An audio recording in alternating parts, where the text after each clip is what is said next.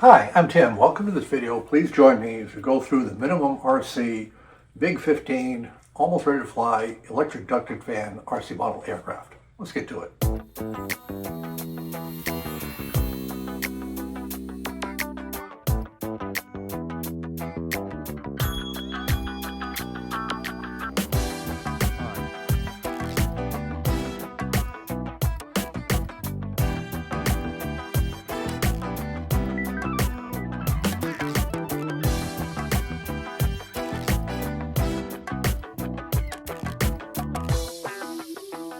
If you look below in the timeline, there'll be chapters. We'll go over the airplane, the project overview, a short history of the MiG-15. We'll do an unboxing of all the components. I'll show you how to put it together. It's an incredibly easy model to build. We'll power up the finished airplane, then we'll take it out to the RC field for a test flight. This is the almost ready to fly MiG-15 from MinimumRC. We'll take a look at the website here in a second. This is the completed airplane. This is the transmitter that comes with it. We'll talk about this. Let's quickly do a pre-flight of the airplane as we go around it. Very nice model, good presentation, good color. The key to these electric ducted fan models, the smaller ones, is they only have so much power. This one uses a 2-cell lipo and a brushless motor, which is a good thing. The only other thing you can do is just make it as light as possible. The MiG is suitable for this airplane. It's a very large fuselage, so plenty of air can flow through. To keep it light, you can just see how what light material the cover is made from. You can see everything is installed, the servos. You even have a little connector for the nose gear steering, a nice little cockpit. The engine and so forth is built in. There's nothing you need to do is put on. It's all installed. You simply glue on the wings, the tail, and the horizontal tail surfaces, connect the control rods, and everything is complete. Landing gear is installed underneath. Steerable nose gear, as I mentioned. This is where the battery goes. A cheater hole for the electric ducted fan. If you look in the tail, you can see where the electric ducted fan is in the very back. And because this is very carefully designed to fly properly, the center of gravity, everything's in the proper place. And you use a 2-cell battery to keep it balanced out. So that's an overview of this airplane. MiG-15 really is a remarkable historical aircraft. It first flew in December of 1947, became operational in 1948. Of course, it flew in the Korean War from 51 to 53. A few months after the flight of the MiG-15, the U.S.'s counter, the F-86 Sabre, flew. About 17,400 of these MiG-15s were built around the world. They flew with air forces around the world. They were basic airplanes, simple to operate, simple to maintain. You had to know what you were doing when you flew it, but it was used by a wide variety of air forces. You can even get rides to them today if you want. Just search around on the internet where they have civilian MiG-15s. This is a MinimumRC website. A lot of good information. Just a general discussion of the airplane. Some pictures, which are nice to take a look at it. Pricing, and make sure you get the brushless motor, not the brushed. You need the brushless motor with a 2-cell battery for sufficient power. Again, nice pictures. There's the associated transmitter. It's all paired to the receiver for stabilization. Specifications of the model: it weighs about 2.9 ounces. Very nice box that it comes in for shipping.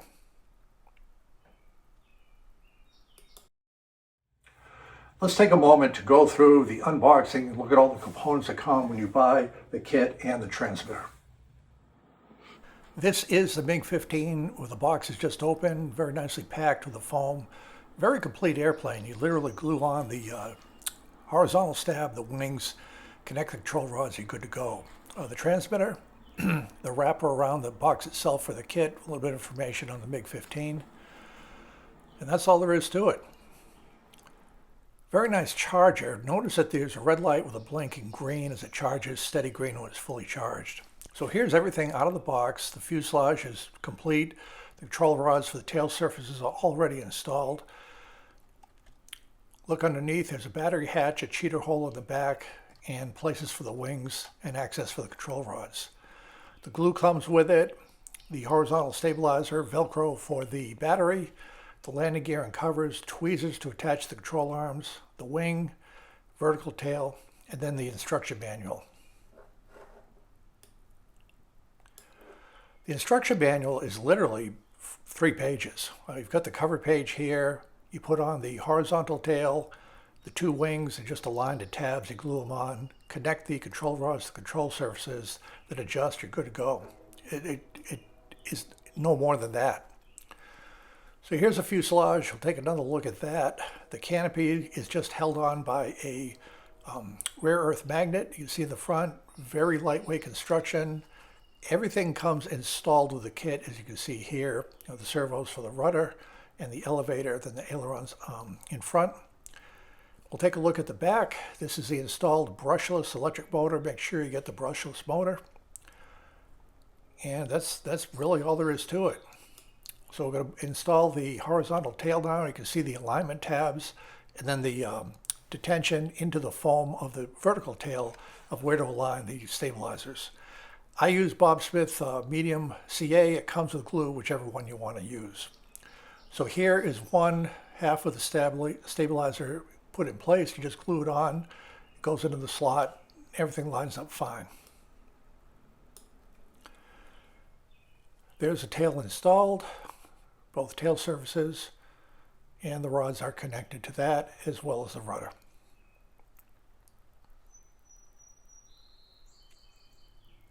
You can see the alignment for the wing.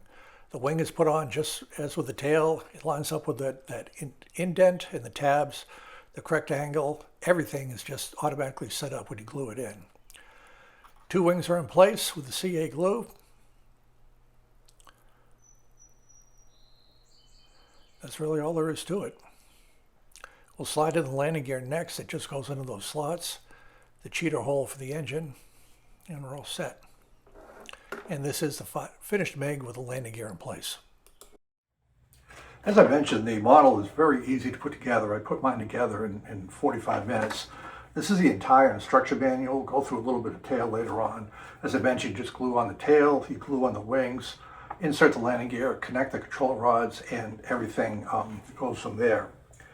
The control rods are a little bit, not tricky, but they need finesse to attend. They actually include these little tweezers to practice with them. If you look on the tail here, you'll see what I'm talking about.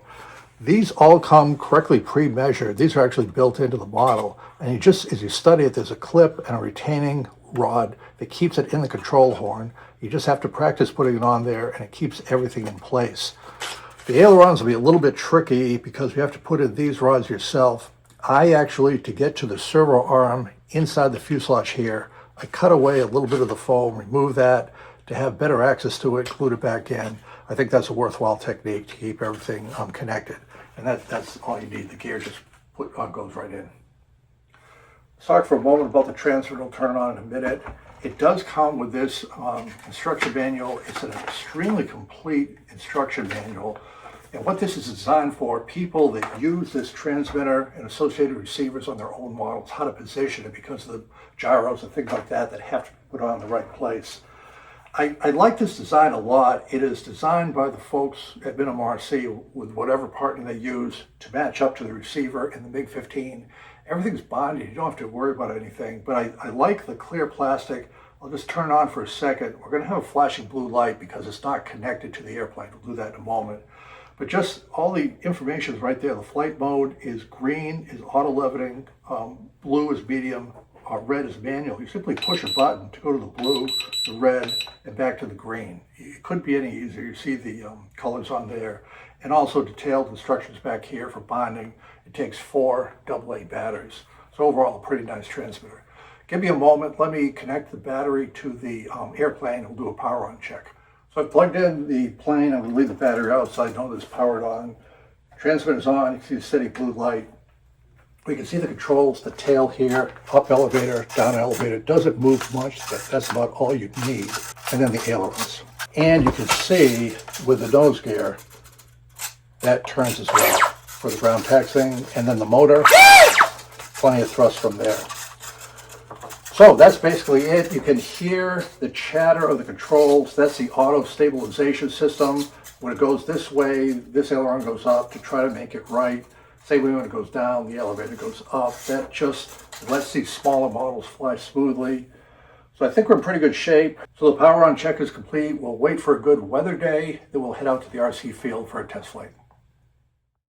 We are out at the field. It's good to have a runway to try the takeoffs. Here's the finished MiG on the workbench. Very nice presentation. You can see it's got a lot of wing area, which will help with the flight characteristics. There's a little bit of wind at the field. It was a hot day, kind of bumps. Here's the maiden flight, and off we go. Plenty of power, climbs right out. Again, it's the first flight. I'm trying to keep it in close for the video, but it's a little bit far away. The next two flights will be a little bit easier to see. Again, plenty of power. I'm flying at about a third of the power sometimes for this. A little bit far away, add some power to climb back up.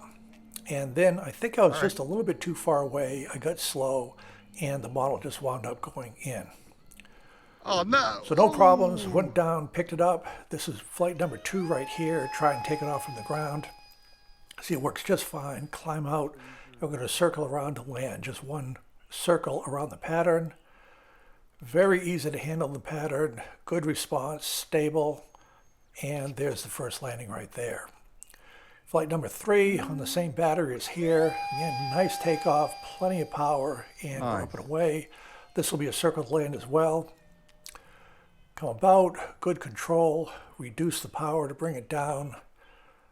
And see, it actually flies pretty good, and there we're a little bit high in the flare, but we land, and we can still taxi back. So we're just back from the flying field. We did our first three test flights of the MiG-15 by MinimumRC.